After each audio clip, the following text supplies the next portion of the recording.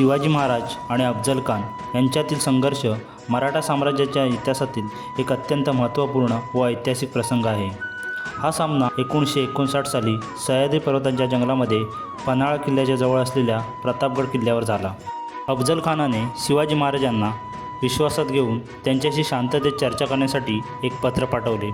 त्या पत्रामध्ये शिवाजी महाराजांना त्यांच्या दरबारात बोलवले. तथापि अफजल खानाचा वास्तविक उद्देश शिवाजी महाराजांची हत्या करणे होता. शिवाजी महाराजांना अफजल खानाच्या षडयंत्राची कल्पना येताच त्यांनी यावर तयारी केली. 1659 प्रतापगड किल्ल्याच्या पायथ्याशी दोन्ही सैन्य आमनेसामने आली. अफजल खानने शिवाजी महाराजांच्या जवळ येत त्यांना गळ्यात पडून गुप्तपणे त्यांना मारण्याचा प्रयत्न केला. शिवाजी महाराजांनी त्याचा युक्तिवाद ओळखून त्यांच्या हातात लपवलेली वाघनखं काढली आणि अफजल खानाला जखमी करून मारले. शिवाजी महाराज आणि अफजल खान यांच्यातील संघर्ष मराठा साम्राज्याच्या विस्ताराच्या दृष्टीने निर्णायक ठरला.